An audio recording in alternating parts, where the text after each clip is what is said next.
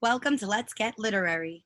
Today, we'll be sitting down with Dawn Doig, author of Petra Pencil Pines for Pizza, among many other children's books. We'll talk to Dawn about her inspirations, her travels, her experiences, and of course, the power of reading. Thanks for joining us. Thank you for having me. So tell us a little bit about yourself. Tell us where you're joining from and your experience and your books. Give us a little overview. Okay, well, I'm speaking to you from Yaoundé, Cameroon, Africa. We've been here 2 years now. Prior to Yaoundé, we were in Ulaanbaatar, Mongolia for 5 years. And prior to that, I was an audiologist for 23 years. So I was in Saudi Arabia for 8 years, England for 1 year, Kuwait for 2 years. So we've been around. And I think I mentioned to you that I do get a lot of the inspiration for my books from my work, from the children I work with, and general experiences that we've had living in different cultures. So, yeah. What else? What can I say? Where are you from? I'm originally from Canada. Originally, it sounds like Canada. Is that right? Yes. Okay, I could hear that. I grew up most of my life on Vancouver Island, British Columbia. My father was a sailor. So Victoria was where I was born and raised most of my life. But we moved back and forth more or less between the Vancouver area and Victoria. He had one short stint in Halifax on the East Coast. But other than that, we were on the island or just in the Vancouver area, Abbotsford, Fraser Valley. So, yeah, I guess I got his traveling DNA, I always say. He saw a lot of the world with the Navy. He was gone for 6 months at a time sometimes. And yeah, I've kind of followed in his footsteps, venturing overseas. He always said I went to all the places he didn't get to. Tell us, did your travels inspire you to write? What brought you to becoming an author? I actually always really enjoyed writing from a very young age. My mother had a keepsake book for us when we were kids called School Days, and it had little pockets for you to keep little memorabilia in. And there was a line where it actually asked what you wanted to be when you grew up, and I always wrote an author and a cartoonist. Mm-hmm. So I always enjoyed drawing, and I always enjoyed writing. So I wrote my first novel, actually the only novel I've ever written, when I was 13. I love primates, monkeys. It was called The Miracle Chimp. Never published. We didn't have any of the self-publishing opportunities that we have now. So it's still in storage, I think, in Canada, all the typed pages, and my grandfather would take it to BC Tel where he worked and photocopy it so I could send it off to a publisher, but that never happened. And then when my children were small, actually my son was 3 and my daughter was 6, I started writing again. So I wrote them each a book when they were little. It had movable parts. It was all illustrated, and they loved having those read to them because they could move things, flip things, turn things. And then my first officially published book was And So Ahmed Hears. I wrote that when I was working in Kuwait as an audiologist with a Canadian healthcare team. And it was inspired by all of the children I've worked with who had hearing loss. Dedicated to a lovely little Indian girl I worked with in Kuwait. She still has a very special place in my heart. But Widex Canada, one of the hearing aid companies, actually took that under their wing, and it was published in 2008 for the first time as a humanitarian project. So it was actually available to families in Canada for free. And then people were asking how they could buy it, and they couldn't. So I asked Widex if it would be possible to have it published again so that it could be for sale. And that's when Pennant Publications came on board, and they really liked it, and so they republished it. And they've been my publisher ever since, actually. They've now published 12 books for me. Are all of your books inspired by children that you've met in your travels? When you've traveled, have you worked as an audiologist or as a teacher? I worked as an audiologist for 23 years. Okay. And then I switched to teaching, I did my Master of Education degree. I completed that in 2015. My husband is an educator. He's always been an educator, and he's followed me around. He followed me around for 23 years. And we actually wanted to continue to stay overseas. We enjoy living abroad, but the jobs for audiologists are not necessarily there. And I had considered doing a switch before when we lived in Kuwait, actually. And because I have a Bachelor of Science in Linguistics, it was a pretty easy switch, actually. I was going to ask. So now I follow him. What's the connection between like audiology, teaching, and writing for kids? Well, in order to get into audiology, I needed a Bachelor of Linguistics, Bachelor of Science in Linguistics. So I have a very strong background in language, language acquisition, and then, of course, in audiology, you're working in communication as well. So I know that being able to hear is critical. Being able to read is also very important. So then when I did the switch into teaching, I did look at what would be the best fit and what would go along with what I've already done. And teaching English as an additional language seemed to be the best fit. So I'm still working in communication, but now I'm teaching children a new language. So, and I've actually studied several myself. I've studied German, Arabic, Mongolian, sign language, Latin, and French. Wow. So, and for me, to be honest, as a teacher teaching children a second language, it's really helpful to have an understanding of how those other languages work. So when children are making mistakes in German, for example, I have a pretty good idea why they're making the mistakes they're making because of the structure of German.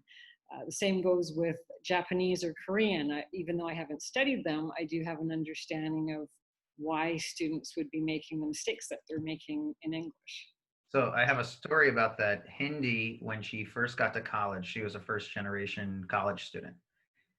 When she handed in her first college papers, she got a "please see me" after class from the professor. And he asked her, "Are you a native German speaker? Because your English sounds like a native German speaker trying to write in English."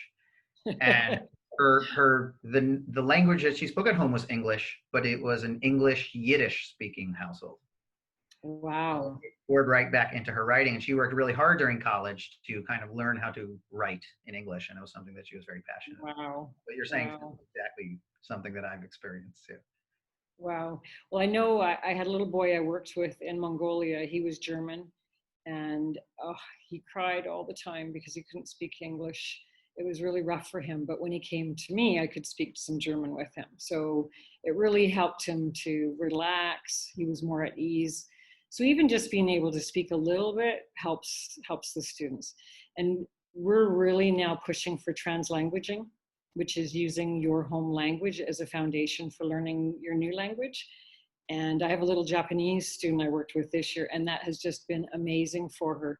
Just validating her that Japanese is an important language, and it's just as important for her as it is as her English. And her growth was just amazing, watching her using her Japanese and her English side by side.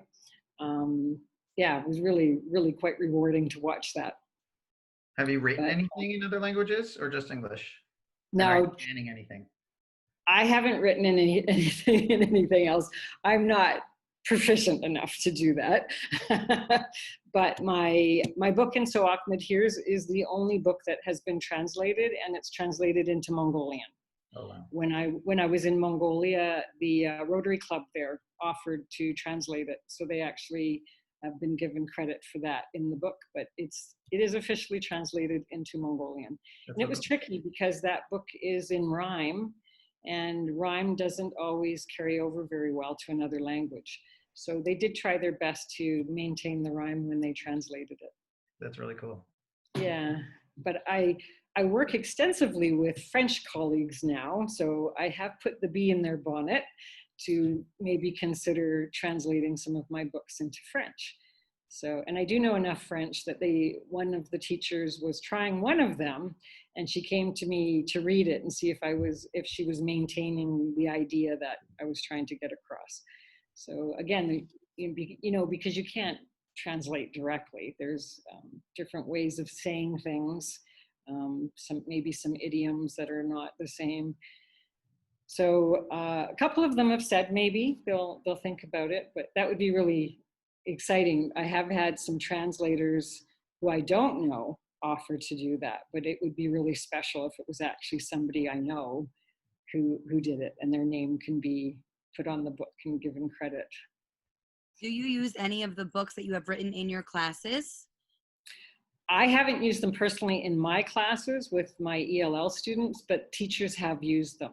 For example, Petra Pencil Pines for Pizza, that's been used with grade 1 a few times now when they're talking about diversity and celebrating differences, because it is about children who have, it's not specifically saying it's dysgraphia, but children who have difficulty with writing, whether it's they have difficulty holding a pencil, or whether it's even deeper and it is a neurological problem like dysgraphia.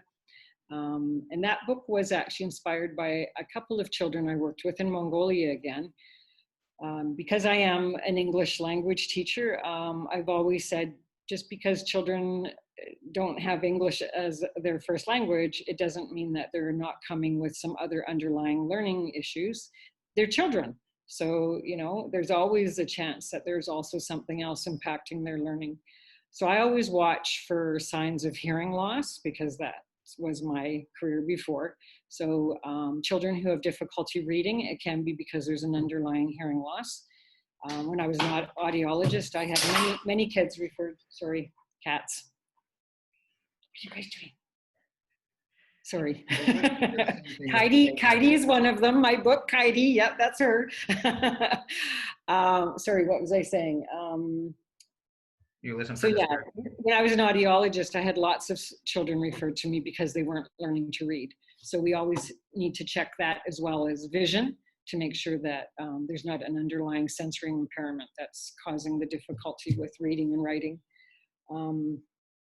So yes, when I do watch for how children are holding their pencil when they're writing for me, and I have seen some very interesting grips that I had a little girl in kindergarten. I don't know if you can see this. It was kind of like this. And I pointed it out right away to the teacher. And then the mother actually said, yes, we've been trying to change that, but she insists that's the way that she's going to write. So we actually put a pencil grip on her pencil, and within 2 days, she had changed the way she was holding her pencil. So it can be that quick if it's not something more neurologically based. Tell us a little bit about Petra the Pencil. Tell us about the story itself. Well, Petra is the pencil who gets left behind in the pencil box. There are 12 pencils. There are 11 students in the class, and she's always the one who gets left behind. And when she's laying there in the box, she dreams about drawing pizza, her favorite thing. And she's never been on paper. She's never had an opportunity to draw before. So she lays there daydreaming about it. And the other pencils all get taken every day, and they kind of tease and taunt her. And then one day a little boy bumps the pencil box and all the pencils go flying. And she suddenly realizes that she is actually on paper. And as she's flying through the air, she imagines that she's got fairy wings and all kinds of stuff. But she lands on the paper and she starts drawing the pizza. And she has a wonderful time drawing all this pizza. And then the pencils get all scooped up, put back into the box, and they all realize that there's something different about Petra. She's suddenly very plump. And they don't know she doesn't know if it's because she drew all the pizza or what happened, but she's now a plump pencil, so they're teasing her again. And then at the end of the story, a new little boy joins the class, and the teacher's trying to find a pencil for him. Oh, I should say, Petra had some flaws. She actually had a piece on her side that was sticking out, a splinter, and she could never get rid of it, and she thought that was why she was never selected.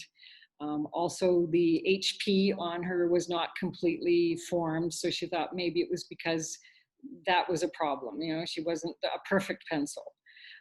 Anyway, at the end, a little boy joins the class, and he whispers to the teacher that he has some difficulty with writing. So the teacher says, oh, I think we have a perfect pencil for you. And she goes looking through the pencil box and she finds Petra. And because Petra is now a thicker pencil, she's the perfect pencil for this little boy. And so she spends the rest of her time drawing with, a lot of people haven't realized it, but her name is Petra and the little boy's name is Jordan. Great. To get the connection. Actually, I was asked to read to our grade 3 class a couple of weeks ago on Zoom, and they actually chose that book as well. So it really has touched kids. They've seen children in their classes using the pencil grips or asking to use, there's triangular shaped pencils that you can use as well. I downloaded a couple of pictures if you wanted to see what I'm talking about. The pencil grips or the thicker pencil or the triangular shaped pencils. Sometimes it's just a matter of the children can't figure out quite how to place their fingers. So some of these things really help with that and make a big difference when they're trying to write. I can tell from the titles that I've seen and from the Petra story, you like to write about difference, kids with differences, kids coming to grips with their differences or finding strength in their difference, maybe. I do. I don't want to fill in your words. You have a lot to say about They're that. so inspirational to watch, you know, as they come to you with challenges and then watching them overcome them, you know, how they accommodate or adapt to try and overcome them. It's really wonderful to watch, actually. And actually, when I think back about the stories I wrote when I was a child, I won the local newspaper Christmas story contest several years in a row. And all of my stories were about somebody who was blind or crippled, or, you know, they had some kind of physical disability or sensory disability, and miraculously they were cured, or they were always these stories of miracles happening, and these kids didn't have these challenges anymore, or they were able to overcome them in some way. So what are you hoping that children take away from these books, whether it is Petra the Pencil or the other books that I've seen on your list? What can parents who are watching us or listening to us take away after reading one of your works? I think one of the things that we really try to teach our children as parents is that there are children who have challenges that you don't necessarily have, and being there to help them, to support them, you know, and to have empathy, sympathy, you know, because especially a lot of people don't see hearing loss necessarily as that big of a challenge, but it really is. You know, when I watch these kids, and when parents are wondering whether they should do anything once a child's been diagnosed with a hearing loss, they don't realize the amount of effort that goes into listening. You know, when you're in school and trying to hear what's happening all day long, it really is fatiguing. And I saw that with adults as well, straining to hear, you know, and people don't always, because it's considered that invisible handicap, invisible disability, people don't always recognize that it's there necessarily, you know. So I think the biggest thing when we're looking at a lot of the things that are happening in our world right now, looking at what's happening in the United States, just teaching kids empathy. And not everybody is necessarily like you, but that doesn't mean that it's wrong, or, you know, how can I say it differently? Just accepting people, you know, and if there's any way that you can help, to help them, you know. And I see that all the time in both of the careers I've had, you know, the support that you're giving, sometimes it's even just being there to listen. You know, you might not be able to do anything yourself, but being a kind ear, you know, to listen to what somebody is going through, the challenges that they face. Yeah, I think we have an opportunity to create a kinder world, and I think that's really what we need to do. And I really like what you said. Yeah, you're not always able to help somebody who's having a challenge, you know, help them by sort of solving the challenge, but just by listening, or, you know, you can do some kind things, but even just by like paying attention to what they're saying. I really liked your book Hairpiece. I really like that because you set up I forget the girl's name. You set her up as having this. She's the one with the challenge, and then another kid comes in, and you're like, oh, that person also has a challenge, and then neither of them fix anything. They just relate to each other, and like that's all it took. And you know that was the positive step that happened at the end. That was wonderful. And that was inspired by Cameroon. When we moved here, I actually did not realize that a lot of the women and girls wore wigs or wore hair extensions, or and they are beautiful. I really 100% honestly am saying these women, these girls, they're just beautiful, and not just physically, but kind and loving and caring. And so yeah, the perception of beauty and what you need in order to be beautiful, right? And that book actually has had so many lovely reviews. People are really getting it. They're getting the underlying message, and I think that's just wonderful. And it wasn't planned when all of this stuff was happening in the US, but I think the timing is very good for it, to send the message again that people are beautiful. You don't have to have the same color skin. You don't have to have the same shaped nose. You don't have to have the same kind of hair. But people can be genuinely beautiful just for who they are, without all those other things, right? And so I do hope it reaches more people and they're able to share it with their children again, to create this whole sense of the diversity in our world. And that's why my husband and I really enjoy living overseas. We've lived in and worked in 6 different countries, really become part of the culture and feel the culture, and you feel what the people are going through daily because you're also going through it. We've traveled extensively, but there's nothing compares to actually living in the culture and having to go day to day and do the same things everybody else does day to day. And just appreciating people, if we can teach our kids just to appreciate people, that's be wonderful, Are all your books inspired by a specific person, would you say, or an experience that you have while you're observing? You're clearly an observer of people.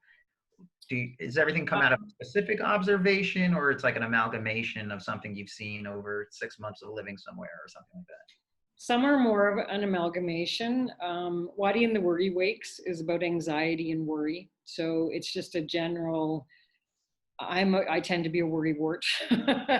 So it probably stems from that. And that's interesting because I wrote that book in Mongolia and had no idea we were going to be moving eventually to Africa. But it's all African animals. And it's probably the book that I did the most research for, because all of the animals have traditional African names that reflect who they are as a character. But yeah, I am honestly a worrywart. So coming to terms with anxiety and worry, and is there a way for us to face our fears and our worry and try and overcome them? And what he does in the end, which hopefully most of us can eventually. I've got a few of the books here, so I'm just thinking. Big Noses Are Beautiful is actually dedicated to my 12-year-old self, because I was always very self-conscious of my nose. And I created that character actually when I was 12. I used to wear a shirt. I drew a picture of her on my shirt with liquid, it's called Trichem. It's a liquid paint for clothing. And it said, "Big noses are beautiful." And I used to wear that. And I actually had a reviewer say that they've never seen a book about that before, about your nose, about the size of your nose. And they could really relate to it. It was a woman who's Greek. And she said, "Yeah, I've always been very self-conscious of my nose." And she thought it was a great story to address that underlying concern that some of us have about our nose. As a mom, a lot of what you said rang true to me. My daughter has Duane syndrome type A, which means that her left eye, it cannot turn out. So what looks to be like a right eye being cross-eyed, it's actually her right eye looking left and her left eye looking straight because it can't look out. And as she got older, my husband and I would say, do we tell her this exists? Do we not tell her? But she is very anxious, as am I, and a big worrywart. So I wasn't necessarily going to say something to her, but she came up to me maybe 2 months ago and said, my friends asked me why I was always doing my crazy eyes. What are they saying to me? And I approached it with her, and I explained to her, this is your 5 nerves in your eye, and this one you were born with, it just doesn't work properly, but it doesn't affect your vision, and you can control it. And I think that your books and the I guess kind of what I'm taking from what I'm hearing about your books is to accept the way you are and be proud of it. So I actually said to her, when someone's making you angry, just totally creep them out and do it. They'll never bother you again. How old is he? He's 7, gonna be 8 soon. Wow. And he loves it. She's like, should I do it? He's annoying me. Should I do it? To her brother. Should I do it? Should I do an hour? It is a big acceptance and seeing the positive in that. And this is how you're born and this is how you are. And that's okay. And that's great.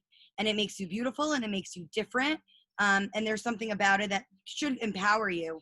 And that's what I can tell from Petra, from the big noses are beautiful. I think that it's a very crucial message that these days, especially with children being exposed to the perfect, person, male, female, whatever, it's hard. It's hard even at such a young age when they're watching TV and, these shows that they're exposed to, they are giving you this perception of what is correct. And they need to be exposed to more books like yours that help them understand who they are is amazing and wonderful. So as a mom, I'm so appreciative to you for making these available to us so we could share them and use them as teaching tools for our children. Thank you. Yeah, and I actually don't like the term disability. I like the term different ability, because you're still able to do things, you're just doing it in a different way.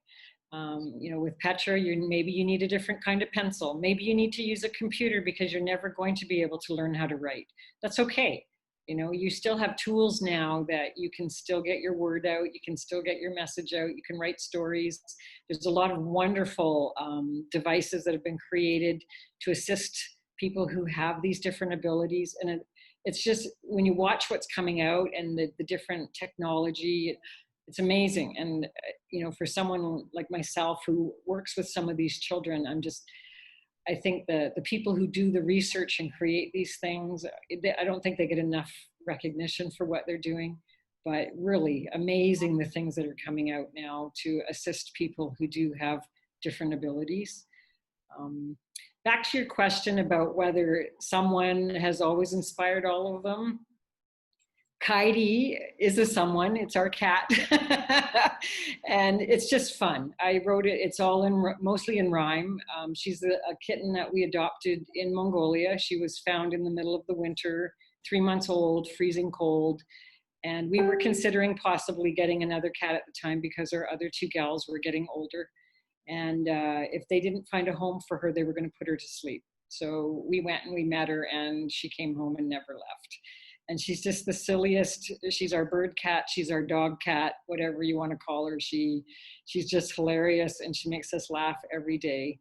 And I had the chance to read that to our 3 and 4-year-old students at our school, and they giggled through the whole thing, which to me makes it all worth it. When you write a book and it has the reaction that you want it to have, it's made writing it worth it in every sense of the word. It must be hard for you to get, that. I mean, being overseas, teaching ELL, and you don't have access to that many kids who are reading your book. How do you deal with that? It's difficult, especially because I see lots of authors coming on to Facebook, etc., and talking about how many books are out there and how they've promoted them and they've gone to this fair and that fair and this school visit and that school visit, and I just don't have that opportunity. So honestly, I really do appreciate an opportunity like this so much, where I can talk about my books and share my stories, because I don't have a lot of ways to get them out to the world. And my dream is to have them in the hands of children around the world. I'm very much a global citizen. So to see a child in a store somewhere where I happen to be with my book dangling from their hand would be, you know, or when I'm going home to Canada sometime in transit through an airport and there's a child in their stroller or holding mom's hand and my book is in their hand, I know I would just be like, look at that. So yeah, I don't have the same opportunities. So I really do appreciate when somebody like yourselves reaches out and says, we'd like to hear about your stories. I mean, it means so very much to me. I'm wondering now with the increase in Zoom and online, have you felt that you've been exposed to more opportunities because everyone is remote? And I don't know what will be in the fall, but I wonder if now is the time to kind of capitalize on this and use this opportunity to read aloud to children all over.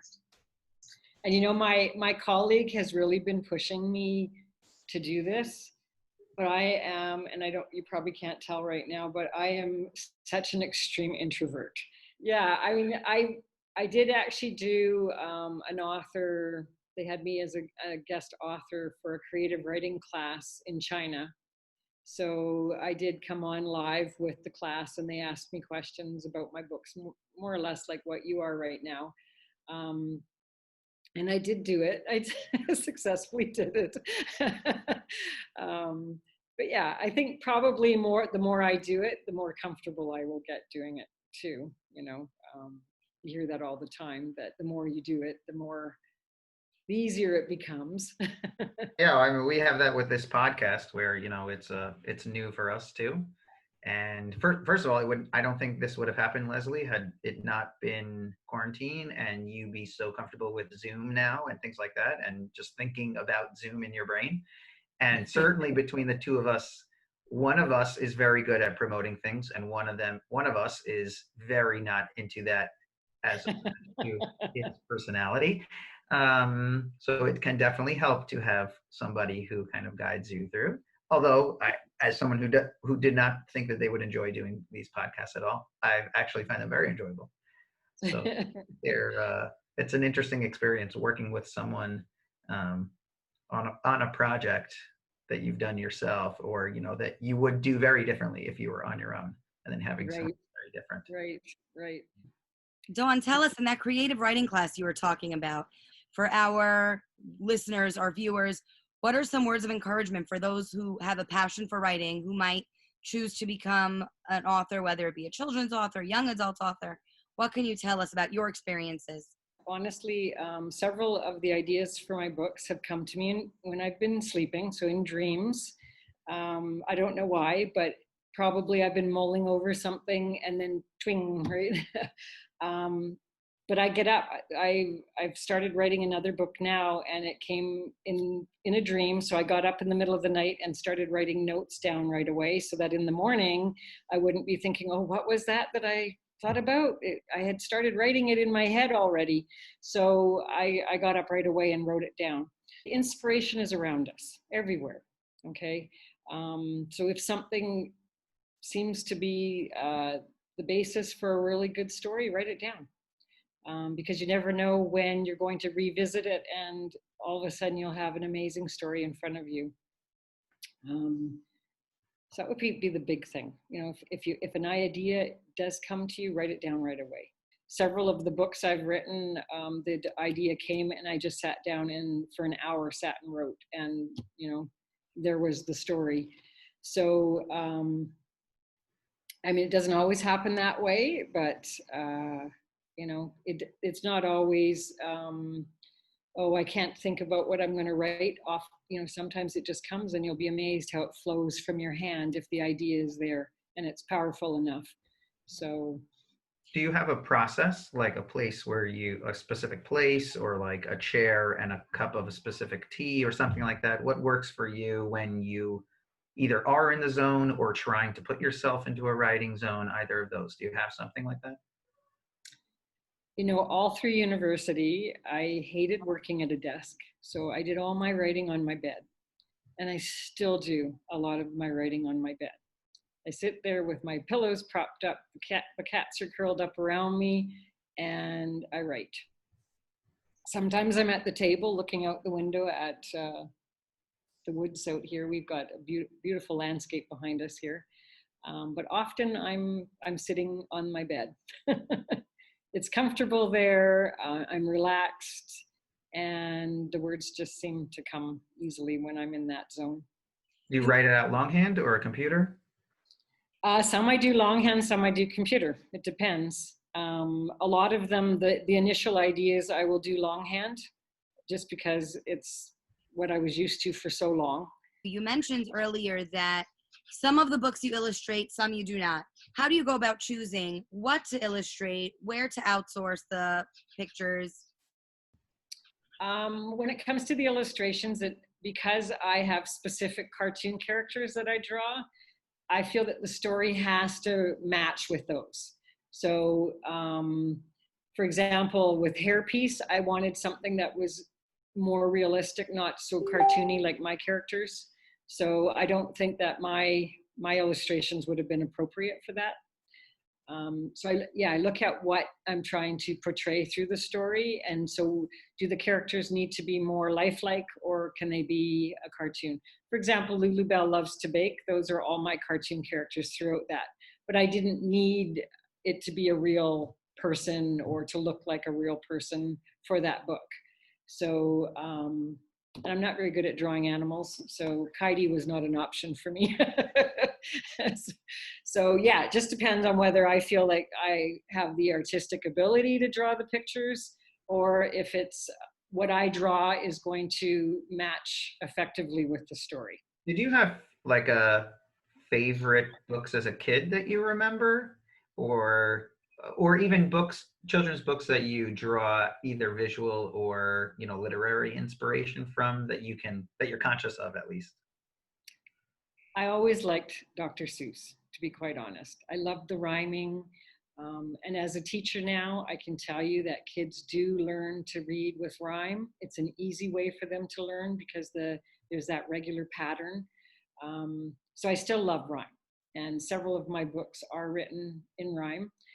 I probably got away from rhyme more because I know it's difficult to translate rhyme into other languages, and I would like to see my books in other languages eventually. But I still love rhyme, and Dr. Seuss did a wonderful job with it. When my children were small, our daughter actually had the Bernstein Bear series. So I don't know if you're familiar with those, but those were a great series of books. And our son had the Mercer Mayer books with the little monster.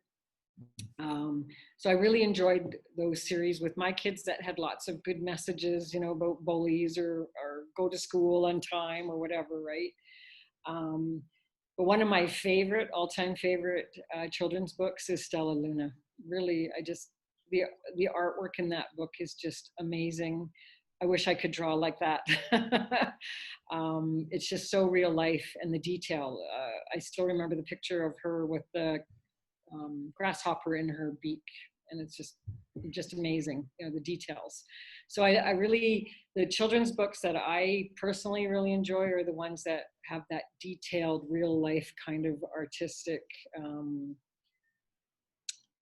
drawing to it. You know, I'm really drawn to those, but I really enjoy the ones that have fun characters as well. So they don't have to be real life to be an awesome book.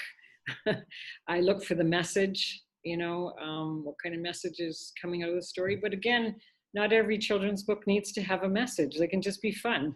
You know? Dr. Seuss, you know, his characters were not realistic looking in any sense, and the message is just be zany.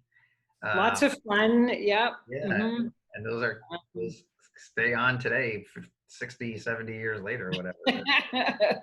But he does have, you know, the friendliness in there, and the, you know, when you think of Green Eggs and Ham, trying to encourage his friend to try something different. Yeah, you know? open places you'll go, you know, be adventurous. And yeah. So, I mean, some of them are just pure fun, like Mamas Don't Murph and Kaidi. But yeah, others do definitely have a message in there as well. So, I don't know, the children's books that I enjoy are a whole different variety of, you know, it's not like just one specific kind. Before we wrap it up, I want you to tell our viewers, where can they find you? Where can they learn more information about you and your books? Well, I do have a website. So everything is on there right now. And I know that your books are available on Amazon as well. They're on Amazon, they're on Barnes and Noble in Canada, they're on Indigo Canada, they're on Booktopia, they're on Book Depository. They're actually all over, really. They're in a lot of places. They're also available directly from the publisher, Pennant Publications, if you're in the United States. That's an easy way to get them directly from them. I am on Twitter, I'm on LinkedIn, I'm on Facebook, I'm on Instagram. We like to end our podcasts with a children's book quote, or a quote that you've read somewhere that has stuck with you. I'm thinking it might be Dr. Seuss the way you're talking, but it might not be. That's a tricky one. It would probably be from Stella Luna, because that's such a powerful book for me. And this may not be quote unquote exactly the way it's said, but it's we are different and yet we're also the same. And I don't know if you know the story Stella Luna, where it's the bat, she gets lost, she ends up with the birds. But we are different, but we're also still the same, you know. And so it's quite a powerful, I thought it was a powerful quote from that story.